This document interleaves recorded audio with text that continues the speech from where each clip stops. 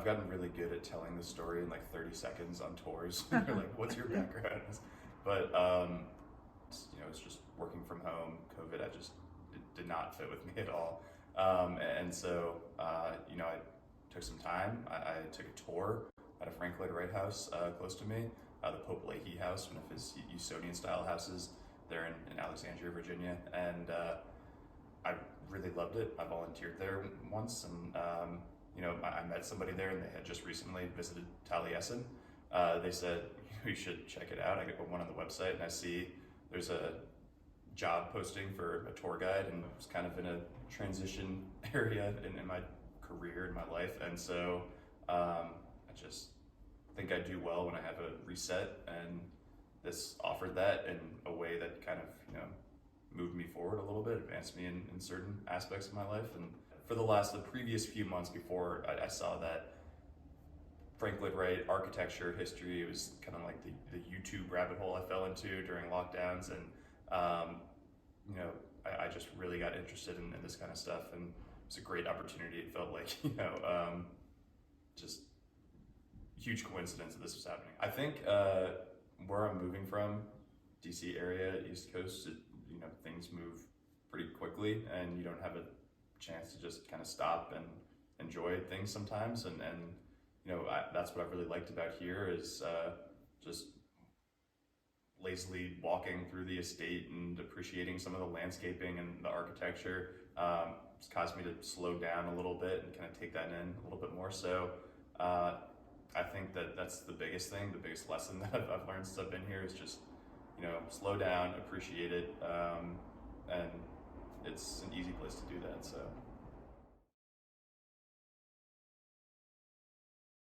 when I got into my room where I'm staying in there, seeing the mitered glass window that I have there in the corner, I just thought that was so cool.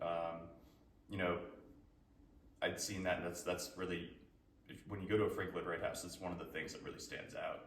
And I was just kind of excited that I'd get to wake up to that every morning. So I think I've realized it's fine walking around my place if I have no shoes on, but the second I do, you start to bump your head. But that was kind of, I knew what I was getting into though. Something that I've learned since I've been here is in Japanese architecture, building around a center point, kind of an adaptive pinwheel design is something that's pretty common. Here, he uses the hill crown as the center point, building around that. The art that we see throughout the house, though, such a fascinating history to learn about all of these pieces. One in Olga room, one story that kind of stuck out to me, is depicting this Chinese party game where one partner, you would float a cup of rice wine, sake, down a river, and the other partner, you have to complete a poem by the time this cup reaches you, or else you have to drink the cup. And so just things that we walk throughout the house, and we see all these Japanese woodblock prints and Chinese screens, and you don't really think about the story behind them, but there's a story associated with each one. I think that's been a really cool part of my time here too. Kyle Dockery, collections manager, being able to take a tour with him throughout the house and learn some of those stories, that was just a really incredible thing to do too. And then just researching it on my own, going that other step and getting to go to Madison, into the Taliesin Gallery at UW, and seeing a lot of the pieces that were acquired from Frank Lloyd Wright and are on public display now. That was a really cool experience, and opened up a whole other world to me that I didn't know existed before. So he had a few pieces that he brought back from the Imperial Hotel, and he put them up as collateral for a loan. He defaulted on the loan in the late 20s, and so the bank sold them to this guy who gave them to his son. His son donated them to the gallery. So when I first got here, when I was giving tours, I would say you can see this compression and release concept happening. You can see the low ceilings, you can see where he pushes you out to. But now I've kind of realized there's like an emotional quality to a lot of his designs, where now I say you can feel the compression and release. You can, it makes you feel taller when you get into a room where you're not like kind of cramped or claustrophobic anymore. So that's been the cool thing to me is just getting a different perspective on what it is he's intending behind his designs. So the mitered glass corner window, that's what has really caught me in a lot of his stuff. Compression and release, the breaking open the box, just like kind of appreciating more deeply how big of a thing that was, and how important that is in design now today, in architecture today, with these open concepts that we see now that were started because Frank Lloyd Wright, he moved away from this Victorian style as much as he did in the way that he did, and played around with the way that the weight of the room is supported. You can see it here in Assembly Hall. It kind of brings that weight into the room a little bit to hold up this balcony above us, and something that kind of just take for granted, but it's around in all of our lives and the houses we live in, the places we work and stuff, because of him kind of taking this step forward. Being in this room, it kind of strikes me just like how important his family was to him and his Welsh heritage. Along the balcony you have his grandfather, who was a Unitarian minister. You have I guess maybe one of the Bible verses that he quoted quite often from the book of Isaiah running around here. You have his grandmother's favorite poem, or lines from her favorite poem. You have his grandpa. He's a traveling hat salesman when he's over in Wales. He's honoring that history with the things on either side of the fireplace we're led to believe are supposed to represent traditional Welsh hats of that time, for the mid-19th century. And changing his name from Frank Lincoln Wright, how he was born, to Frank Lloyd Wright, to honor that Welsh heritage. I just never realized how important that was in his life, and then in his designs too, in his architecture. The foundation for Taliesin, the style is a Welsh basement, so it's stone sitting on top of pea gravel typically, that holds up that whole structure. So just a lot of these additions that he has in his designs that are made to remind you of where he came from, how he started, I guess.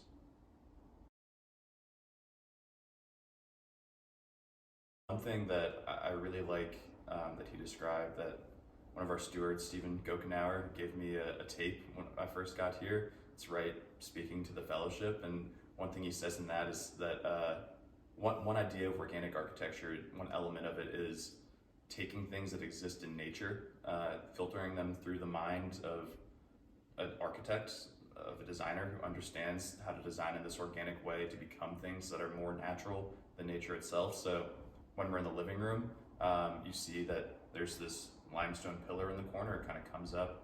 This canopy begins with the battens on the ceiling kind of acting as branches, the limestone support acting as the tree trunk. There's an open part of the ceiling above the fireplace too, where when there's a fire going in there, what seems to happen is that the flames kind of reflect off of the stone covered in this wax seal, and they create this effect on the ceiling that looks like a rolling river a little bit. Maybe the Wisconsin River, just down the road from us here. So I think, he doesn't say exactly that's what it is he's intending behind that design in particular, but him giving that statement, things becoming more natural than nature itself, our organic architecture designers thinking about the nature of a thing is how he puts it. He says the nature of the nature of the nature of a thing. I don't know if he was getting carried away, but it's tough to interpret sometimes. But I think that him including that is him honoring the area where he's living, that he grew up, that he spent so much time, that's so important to him, and his Welsh heritage, like we mentioned earlier. And then learning more about what this area was like in the 1950s, or before the 1950s, how a lot of the south-facing slopes around here, the bluffs on certain hills, they were pretty barren. You were able to count the trees that were living there, and how fire was such a big forest management tool to indigenous people here before European settlements started popping up. Learning that history and seeing how a lot of the forested area that we see now isn't supposed to be so heavily forested. It's been really cool learning about all of the work that Amy, Patrick, Joel, and Mike they do on the landscaping here. not just on the estate, but also over at the Welsh Hills, trying to restore that area back to how it was in the 1950s, trying to restore that oak savanna a little bit on the south-facing side of the hills. I went out one day and Ryan, Joel, Amy, Patrick, they're all meeting with this apple expert who's, I've heard he has quite a reputation. I didn't know that when I met him, but and he was going through the orchard with them and talking apples and pears, and I had picked a couple that morning I was going to have for breakfast, so I went out and we started just chatting, and one thing that I learned that I thought was kind of cool was that he said it's a bit of a drier year here, so the apples is actually kind of good for them, not for many crops, but for the apples it worked out because there's a higher sugar content in these, lower water content, they're a little sweeter, and you can really tell when you bite into one. I don't know what the species is, but there's one where you bite it and it's just like snow. It's white inside. It's really cool. So just getting to experience that. Waking up, walking the orchard at Taliesin and picking an apple and eating it. It's like the first time I did that, it was just like I was just really struck by how cool of an experience that was.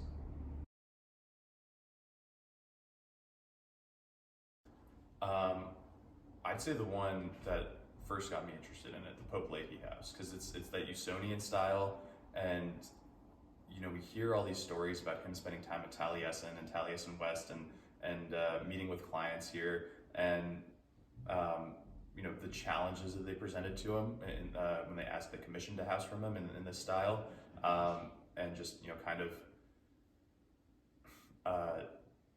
how difficult of a process this was to design a lot of these buildings, and to me my favorite Usonian that I've seen is still the Pope Leahy house, where they challenged him to meet a certain budget. It's about $7,000, I think. They went a little bit over, but that's because it was during World War II when this was being built, and a lot of issues around that. So I just like the history of it too, and the preservation of that building is really interesting. It took like a bunch of neighbors in Falls Church, Virginia, to rally around these people who their property was purchased through eminent domain, but they said, we're in a Frank Lloyd Wright house, we're in one of the most famous Usonians that he's designed, and they just raised a bunch of money, and they were able to chop it up into 6 or 7 different pieces, put it on flatbed trucks, and take it out to Alexandria where it sits now. And I don't know, I think that it's just really cool to see people rally around a building like that, an old building. So yeah, I've been drawing a little bit now. Understanding perspective has been the big challenge of since I got here, but I think that being in a lot of these spaces, it kind of makes you want to draw. You can take a picture and that says a lot, but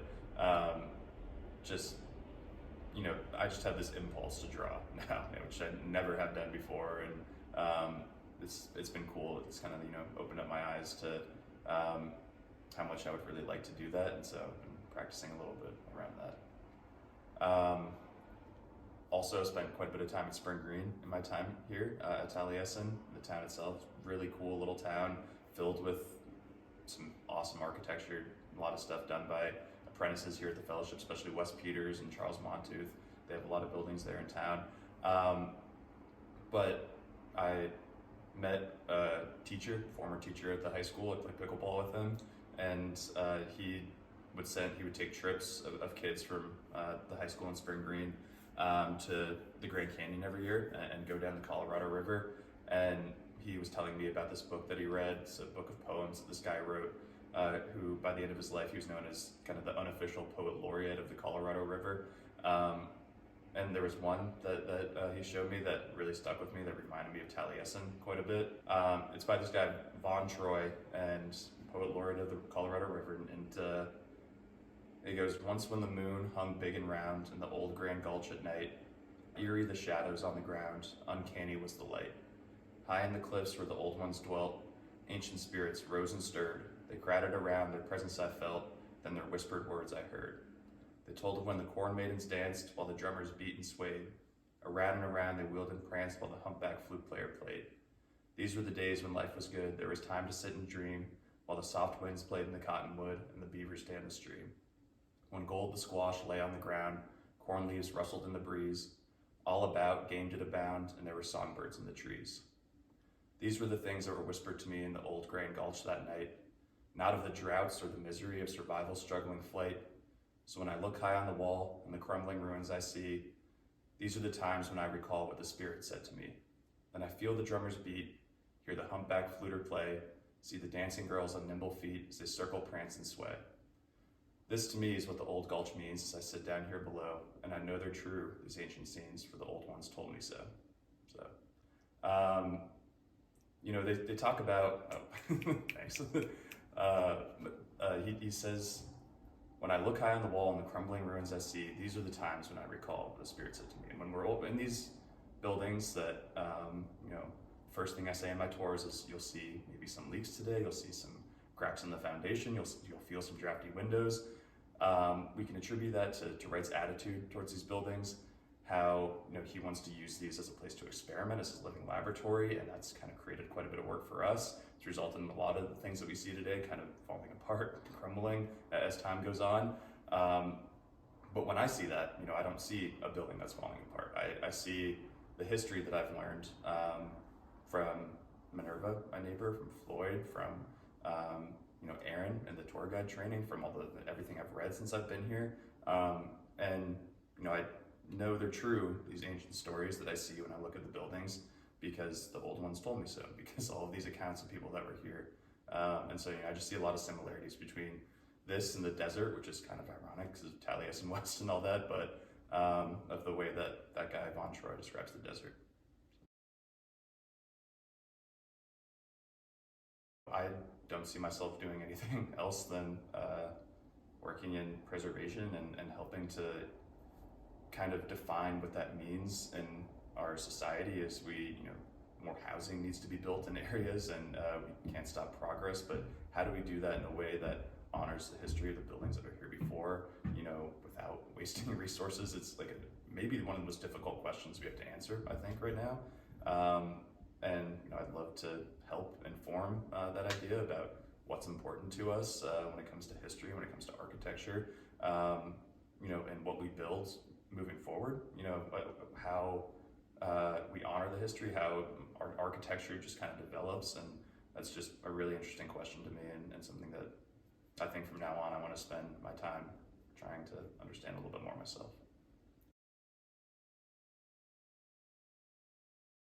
I'd say talk to as many people as you can. Everybody here is so interested in this history and Frank Lloyd Wright and his designs, and they know quite a bit about it, but they're also just very open to sharing their knowledge, and gives you just such a deep appreciation for all the work that goes in on the preservation side, the backgrounds of the people that you meet, and understanding that a little bit more. So that's my biggest piece of advice, I guess, if you do come and spend time here, is don't be afraid to, just strike up a conversation with everybody.